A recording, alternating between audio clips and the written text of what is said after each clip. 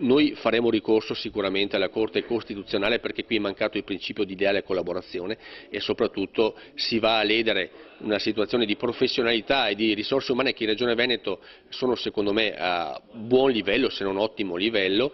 Soprattutto andrà a creare problemi a chi questi servizi andava a erogarli. L'applicazione della legge Del Rio, contenente le disposizioni sulla creazione di città metropolitane ed unioni di comuni, ma soprattutto la definizione dei modi in cui saranno sciolte le province, viene fortemente criticata in Regione Veneto, l'ente che dovrebbe riassorbire dipendenti e competenze delle amministrazioni in fase di liquidazione in queste ore. Elegantemente io lo definisco uno scaricabarile. Cioè, non può una legge nazionale che prevede funzioni e competenze per un ente che qualcuno diceva soppresso e che invece c'è ancora la provincia, non può una legge nazionale scaricare il problema su regioni e su comuni e solo in terza battuta eventualmente sullo Stato. È veramente un modo rocambolesco di fare riforme istituzionali, è un modo vergognoso di trattare persone e anche i servizi che queste persone danno ai cittadini. La Regione ha usato questi ultimi mesi per una ricognizione dei diversi dati delle 7 province interessate per procedere ad un'ipotesi di riordino. In Giunta abbiamo depositato un disegno di legge che andrà a rivedere